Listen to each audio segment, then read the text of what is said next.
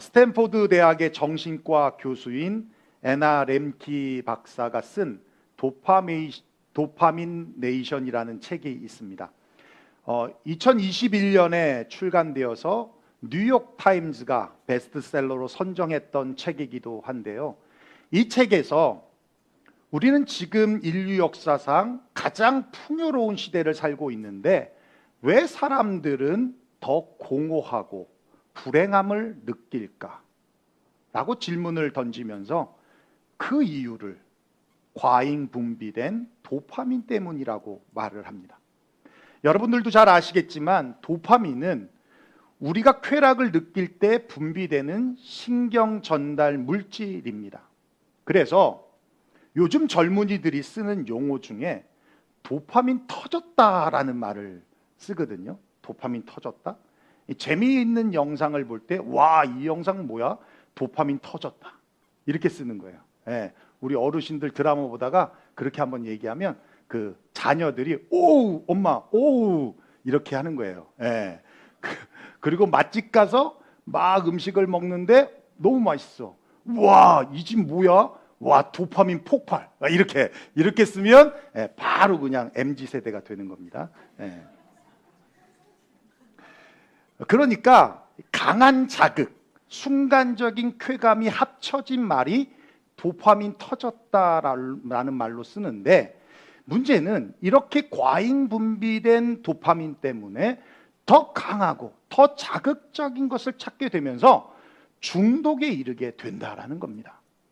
랭키 박사는 이것을 쾌락과 고통의 시속 게임으로 설명을 하는데, 신비하게도 우리의 뇌는 쾌락과 고통을 같은 저울에 올려놓고 있다는 거예요. 그래서 쾌락이 크면 자동적으로 균형을 맞추기 위해서 고통을 만들어낸다라는 겁니다. 그래서 쾌락 뒤에는 반드시 공허함이 와요. 쾌락의 깊이에 비례해서 공허함과 우울함의 깊이도 결정이 된다라는 겁니다.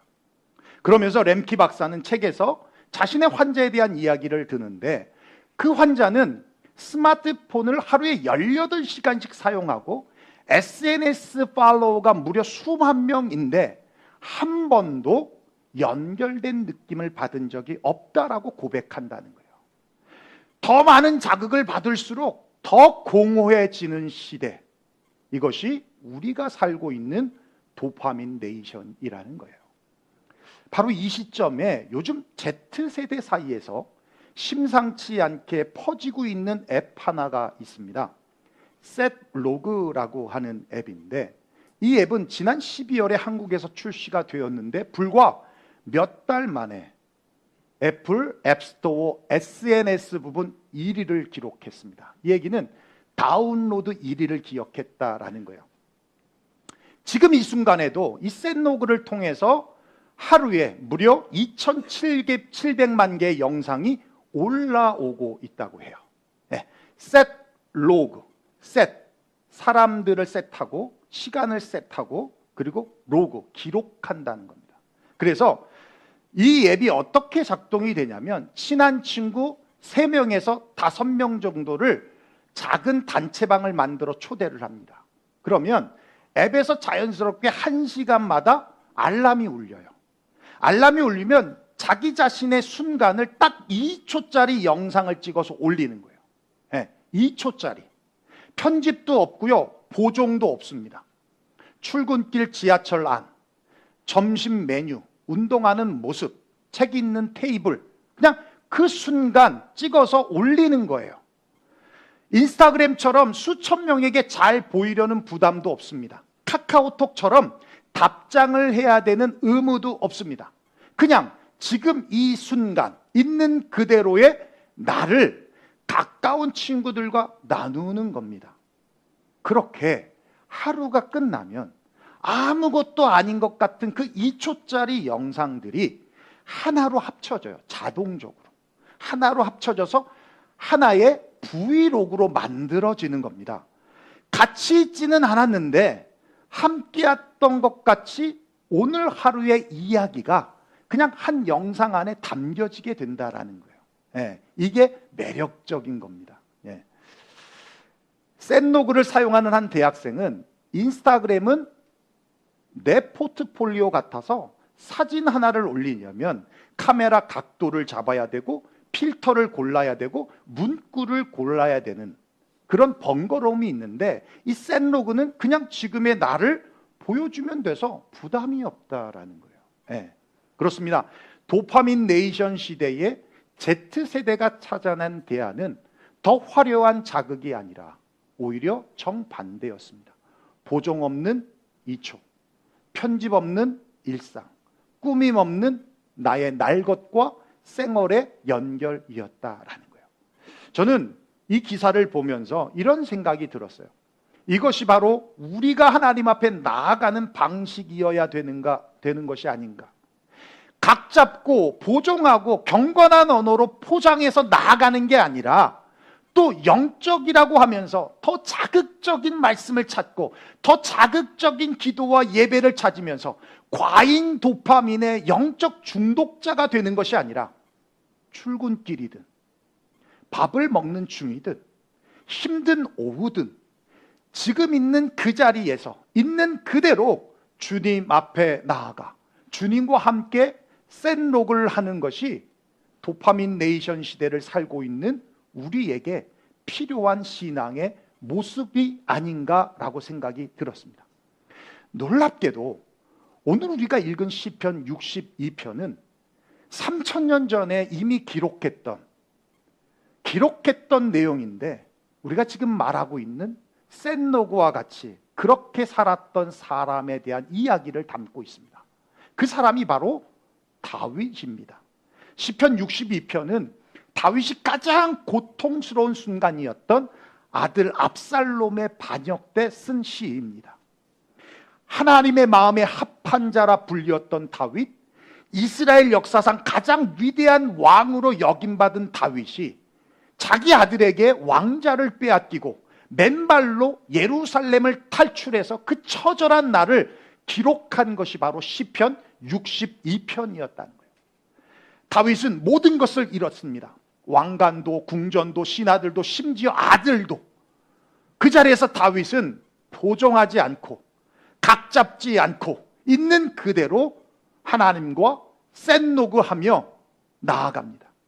오늘 본문을 통해서 주님과 샌로그하는 삶의 세 가지 방법들을 함께 나누면서 주님과 이번 주 샌로그 하시는 저와 여러분 되시기를 주의 이름으로 축원합니다. 첫째는 보정 없는 정직함으로 샌로그 했다라는 거예요. 우리 5절 한번 읽어볼까요? 시작. 나의 영혼아 잠잠히 하나님만 바라라. 물은 나의 소망이 그로부터 나오는도다. 예, 다윗은 자신의 영혼에게 명령하고 있어요. 잠잠히 하나님만 바라라.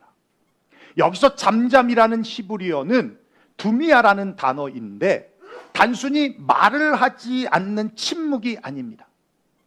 나를 방어하려는 변명, 나를 포장하려는 모든 가식을 내려놓은 영적인 민낯의 상태를 의미합니다. 여러분, 한번 다윗의 상황을 생각해 보십시오. 아들 압살롬의 반역으로 왕궁에서 쫓겨나 광야에 있습니다. 왕의 옷이 찢겨졌고 머리는 풀어 헤쳐졌으며 맨발로 울며 도망쳤습니다. 지금 다윗은 인생의 가장 비참한 민낯과 쌩얼의 순간을 맞이하고 있다라는 거예요. 그런데 아무것도 하지 말라는 겁니다. 잠잠히 하나님만 바라보고 있으라는 것입니다. 보통 사람이라면 이 수치스러움을 가리기 위해 필사적으로 무언가를 꾸몄을 겁니다. 군대를 다시 모으라고 명령을 했던지, 아니면 자신의 수치를 가리기 위해 핑계를 댔던지, 자신의 책임을 누군가에게 떠넘기기 위하여 모든 죄를 뒤집어 씌우려 했던지 뭔가를 했었을 겁니다. 그런데 다윗은 그렇게 하지 않았어요.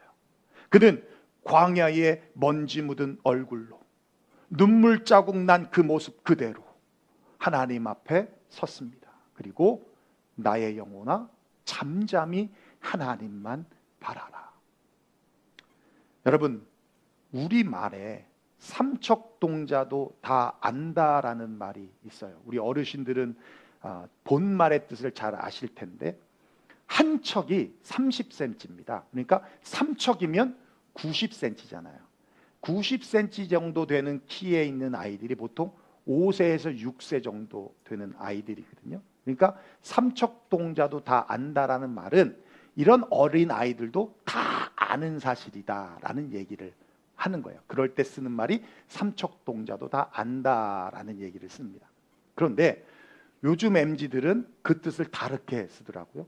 삼척, 잘난 척, 있는 척, 아는 척 하는 어른인 애를 가리켜서 삼척동자라고 합니다. 우리 교회는 삼척동자 없죠? 네.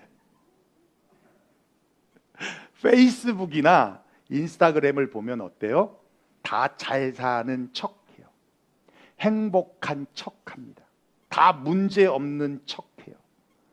그런데 보여지는 사진과 영상 뒤에 진짜 마주하고 있는 삶의 모습은 공허하고 불안하고 두렵기까지 한다라는 겁니다. 여러분, 척으로 인생을 살아낼 수는 없습니다. 그렇게 척척거리며 살다가는 결국 무너지는 순간이 옵니다. 더 이상 괜찮은 척 안 되는 순간이 옵니다. 더 이상 버티는 척 그게 안 되는 순간이 오더라는 겁니다. 하나님은 척을 받지 않으십니다. 하나님은 있는 모습 그대로 날 것을 원하시는 거예요. 주님과 샌로그를 한다는 건 이 척하는 거짓된 모습을 깨뜨리는 겁니다. 적어도 하나님 앞에서는. 사람 앞에서는 이 척이 통할지 몰라도 하나님 앞에서는 척하지 말아야 한다는 거예요. 복음은 우리에게 괜찮은 척하라고 말하지 않습니다. 오히려 수고하고 무거운 짐진 자들아, 있는 그대로 내게로 나오라고 말씀하세요. 우리의 보정 없는 이 정직함의 일상을 주님은 요구하고 계신다라는 겁니다. 여러분도 아시겠지만 한국의 최고의 석학으로 불렸던 이혜령 교수가 있습니다. 지금은 소천하셨는데 평생 지성이라고 하는 화려한 필터를 끼고 살았던 분이세요. 그는 수많은 책을 썼고 한국의 문화부 장관을 지냈고 전 국민의 존경을 받던 시대의 지성이라는 자리에 있었습니다. 세상적 관점에서 보면 그는 최고의 성공 도파민을 누린 사람입니다. 그런데 그가 암투병 중에 썼던 라스트 레슨이라는 책에 보면 죽음 앞에서 나는 이제 갈 길을 잃은 어린아이처럼 하나님 앞에 서 있다라고 고백합니다. 자신의 연약함과 죽음에 대한 두려움을 숨기지 않고 하나님과 셋로그 했다라는 거예요. 그러면서 평생 입어왔던 이 지성인이라는 화려한 옷을 벗어 던지고 하나님 앞에 가장 정직한 민낯으로 섰다라는 것입니다. 여러분, 이여령 교수뿐만 아니라 여기 있는 어느 누구도 정말 죽음 앞에서 잘난 척, 있는 척, 가진 척, 아는 척, 그렇게 척할 수 있는 사람이 있을까요? 여러분, 죽음 앞에서도 그렇게 척척하며 서 있을 수 있을까요?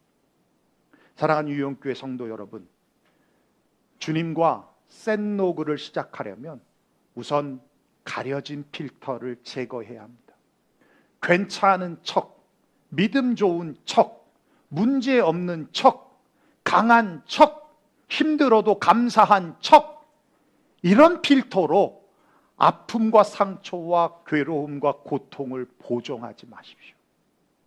다윗처럼, 이어령 교수님처럼 내가 나를 보정하려는 노력을 멈추고 잠잠히 있는 그대로의 모습으로 주님을 바라볼 때 무릇 나의 소망이 그로부터 나오는도다. 무릇 나의 소망이 그로부터 나오는도다. 하나님의 소망이 우리의 삶에 업로드되기 시작될 줄로 믿습니다. 보정 없는 정직함으로 주님과 샌로그 하시기를 주님의 이름으로 축원합니다. 둘째로는요, 시시로 의지하며 셋노그 하라는 거예요. 우리 8절 말씀 한번 읽어볼까요? 시작. 백성들아 시시로 그를 의지하고 그의 앞에 마음을 토하라. 하나님은 우리의 피난처시로다. 예. 여러분, 자녀의 성숙은 부모로부터 독립하는 것에 있습니다. 경제적으로, 정서적으로, 관계적으로 부모의 손을 떠나 스스로 살아가는 것, 이게 자녀의 성숙입니다. 그렇죠? 그런데 하나님과의 성숙은, 신학의 성숙은 정반대예요. 하나님으로부터 독립하는 게 아니라 하나님께 더 깊이 의지하는 거예요. 경제적으로도 정서적으로도 관계적으로도 더 의지하는 것, 이게 바로 신앙의 성숙입니다. 다윗은 지금 편안한 자리가 아닌 인생의 바닥에서 고백하고 있어요. 백성들아 시시로 그를 의지하라.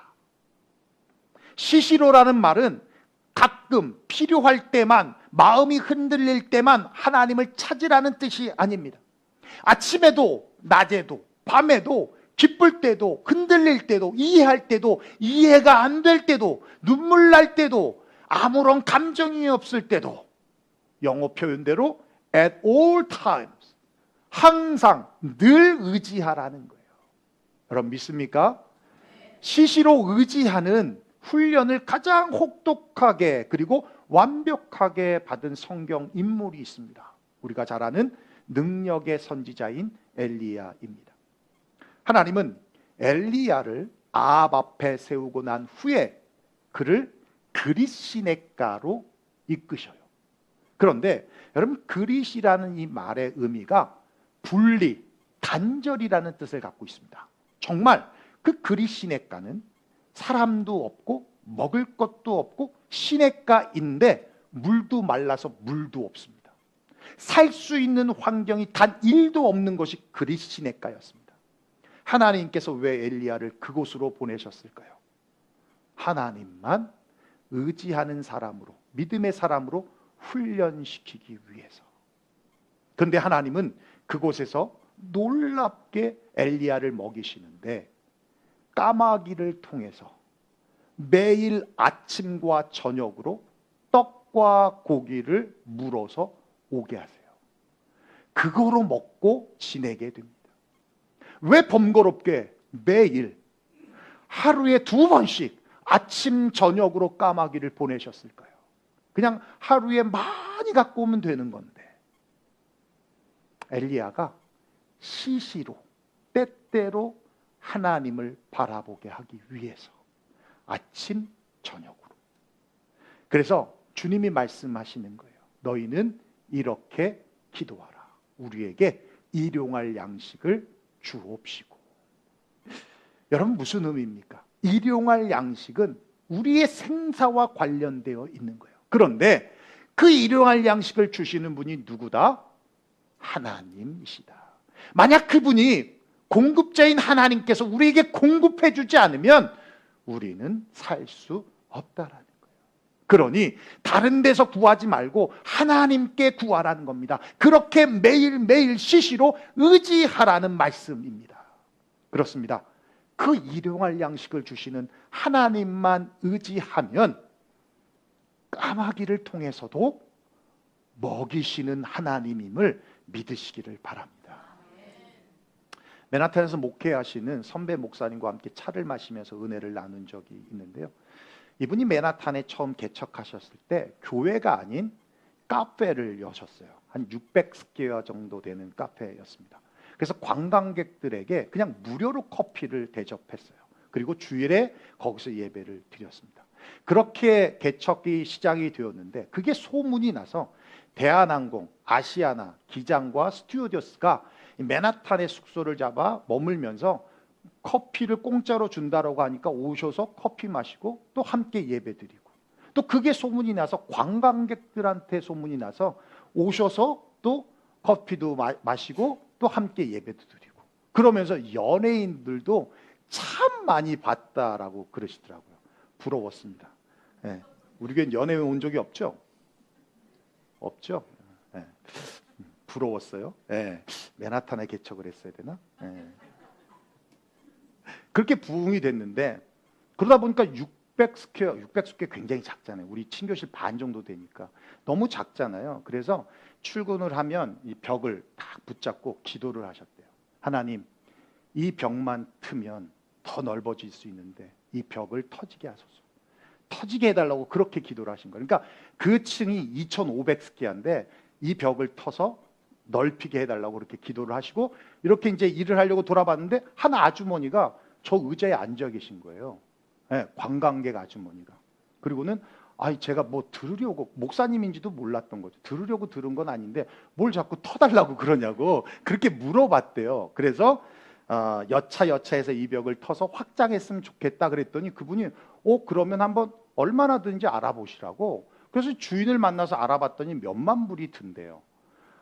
그랬더니 그분이 다음날 오시더니 여쭤보는 거예요. 얼마나 든대요? 몇만 불 든다고. 알겠다고. 제가 내일 또 오겠다고. 그 다음날 됐는데 또 오신 거예요. 그 돈을 가지고 오신 거예요. 그 돈을 가지고. 그러니까 이 아주머니가 뭐예요? 까마귀지. 이 아주머니가 까마귀죠. 그 돈을 갖고 와서 헌금을 하신 거예요. 우리 교회는 까마귀 없어요? 까칠해도 있었으면 좋겠네. 까칠해도. 더 대박이 뭔지 아십니까? 3년 뒤에 그 아주머니가 남편하고 맨하탄 관광을 오셨는데 주일날 예배 드릴 곳을 찾는데 남편분이 그런 거예요. 지난 3년 전에 몇만 불 헌금한 교회 있잖아. 그 교회 가서 예배를 드리자고. 아주머니가 그러더랍니다. 없어졌을 거야. 그래서 왜 없어졌을 거냐고. 없어질 교회면 왜 몇만 불을 헌금을 했냐고. 그랬더니 그 아주머니가 목사님이 불쌍해서 그래서 헌금한 건데 그때 봤더니 안 될 것 같아. 안 될 것 같더라고. 그러시는 거예요. 그러니까 남편분이 그래도 혹시 모르니까 한번 가보자. 갔더니 교회가 크게 부흥된 거예요. 지금도 있어요. 맨하탄. 크게 부흥이 된 거예요. 그리고는 이제 함께 예배드리고 같이 식사를 하면서 이야기를 해서 봤더니 이 부부가 강남에 산부인과 몇 개를 운영하는 분이시더라는 거예요.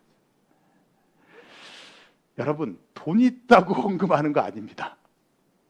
거기 찾아오는 노부부가 있는데 공짜로 커피를 마시세요. 연세 든 부부인데.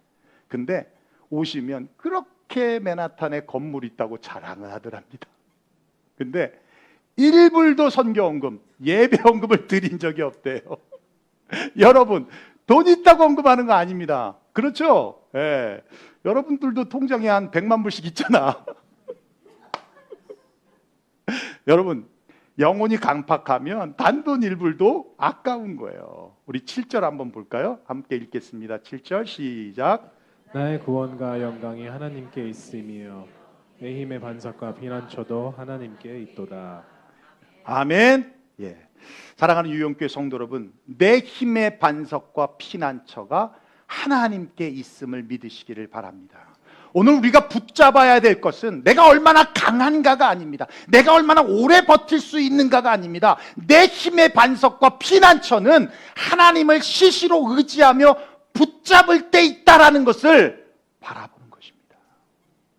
인생은 한 번의 결심으로 사는 것이 아니라 흔들릴 때마다 하나님께 다시 돌아가는 훈련으로 사는 거예요. 오늘도 지금도 이 순간도 하나님께 기대십시오. 그게 다윗의 길이고 그게 믿음의 길입니다. 그렇게 시시로 주님만을 의지하며 셋누구 하시기를 주님의 이름으로 축원합니다. 마지막 세 번째는요, 마음을 토하며 셋누구 하라는 거예요. 우리 8절 다시 한번 읽어볼까요? 시작. 백성들아 시시로 그를 의지하고 그의 앞에 마음을 토하라. 하나님은 우리의 피난처시로다. 예, 여러분, 다윗은 기도하라는 말로 표현하고 있지 않아요. 다윗은 하나님께 말하라고 표현하고 있지도 않아요. 마음을 토하라고 말씀하고 있습니다. 이건 굉장히 거친 표현입니다.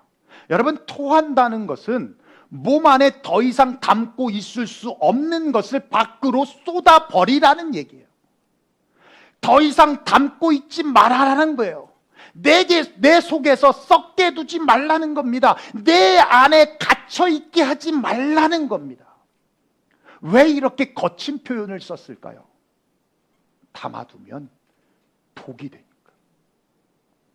쌓아두면 쓴뿌리가 생기니까. 억울함은요, 담아두면 분노가 되고요. 상처는 쌓아두면 마음의 문을 닫아서 냉소적이게 됩니다. 두려움은 쌓아두면 불신이 되고요. 슬픔은 쌓아두면 무기력과 우울감을 만들어내는 겁니다. 이런 감정의 쓰레기들은 우리의 삶의 잡초와 엉겅퀴를 만들어서 쓴뿌리를 만들고 독이 든 열매를 만들어내는 거예요. 그래서 자신뿐만 아니라 가족과 주변의 많은 사람들을 힘들게 하는 겁니다. 그러므로 반드시 토해여 내어야 합니다. 여러분, 압력밥솥을 떠올려 보십시오. 물이 끓고 증기가 생깁니다. 그 증기가 계속 쌓이면 어떻게 돼요? 폭발하는 거예요. 그래서 압력솥에는 반드시 증기를 빼는 통로가 있습니다. 우리의 삶에도, 우리의 감정에도 그런 통로가 있어야 안전한 거예요. 그 통로가 바로 주님 앞이라는 겁니다. 원수 앞이 아니에요. 사람 앞이 아닙니다. 주님 앞이라는 거예요. 근데 문제는 그걸 엄한 사람한테 쏟아내니까 관계가 깨지고 다툼이 일어나고 오히려 약점으로 잡히기도 하고, 나는 털어놨는데 그게 내 약점이 되더라는 거지. 듣는 사람에게 또 다른 걱정거리를 주게 되기도 하고, 속 시원하자고 털어놨는데 더 불안감을 느끼게 되더라고요. 사람에게 그럼. 그런데 하나님께 토하면요, 마음의 피난처를 만납니다. 우리 다시 한번 본문 읽어볼까요? 시작. 백성들아 시시로 그를 의지하고 그의 앞에 마음을 토하라. 하나님은 우리의 피난처시로다. 여러분 믿습니까? 여러분, 피난처가 어떤 곳입니까? 비가 그친 곳이 아닙니다. 전쟁이 끝난 곳이 아닙니다. 폭풍이 사라진 곳이 아닙니다. 피난처는 폭풍 속에 숨을 수 있는 플레이스입니다. 전쟁 중에 무너지지 않고 보호받을 수 있는 안전한 플레이스입니다. 지금 다윗은 평안에서 이 말을 하는 것이 아닙니다. 아들 압살롬이 반역을 했습니다. 왕궁을 떠났습니다. 사람들이 등을 돌렸습니다. 인생 전체가 무너지는 자리였습니다. 그런데 다윗은 그 순간 사람을 향해 폭발하지 않고 자기에게 묻어주지 않고 하나님 앞에 마음을 토해냈습니다. 그리고 마음에 쉼을 얻었고 평안과 안전과 위로를 받았습니다. 사무엘상 1장 15절에 보면, 우리 한번 읽어볼까요? 시작. 나는 마음이 슬픈 여자라. 포도주나 독주를 마신 것이 아니요 여호와 앞에 내 심정을 통한 것뿐이오니. 자식이 없던 한나가 하나님 앞에 아무도 없는 그 성전에 나와서 심정을 통하는 기도를 했다는 거예요. 속에 있는 것을 다 쏟아냈다는 겁니다. 그런데 그 후에 놀라운 변화가 일어나요. 1장 18절에 이렇게 말씀하고 있어요. 가서 먹고 얼굴에 다시는 근심빛이 없더라. 쏟아냈더니 밥맛이 없었는데 이제 먹을 힘이 생기고 얼굴에 수심이 가득했는데 이젠 평안해졌다는 거예요. 밝아졌다는 거예요. 19절에 이렇게 말씀합니다. 여호와께서 그를 생각한지라. 하나님께서 개입하셨다는 얘기입니다. 그리고는 우리가 잘 아는 대로 한 시대를 이끈 사무엘이라고 하는 걸쭉한 아이를 응답으로 받게 되었습니다. 할렐루야. 네, 이게 하나님 앞에 토한 자에게 주시는 은혜였습니다.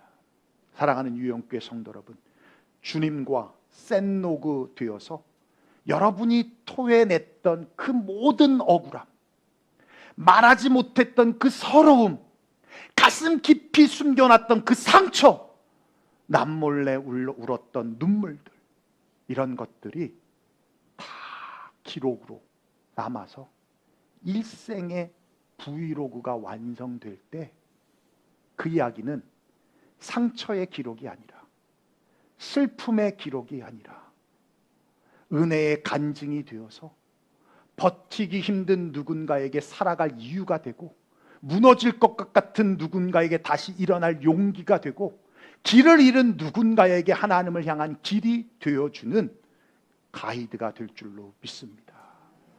그때 비로소 우리는 그렇게 고백하는 거예요. 주님, 감사합니다.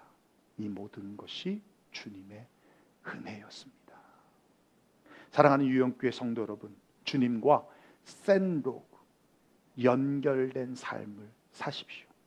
순간 있다가, 잠시 있다가 순간 사라질 도파민의 행복을 찾지 말고, 보자마자 식어버리는 자극을 쫓지 말고, 더 강해져야만 느껴지는 쾌감에 사로잡히지 말고, 주님 앞에 보종 없는 정직함으로 나아가시고 시시때때로 의지하시며 마음을 토하여 내시면 주님으로부터 오는 참된 소망을 잡게 될 것입니다.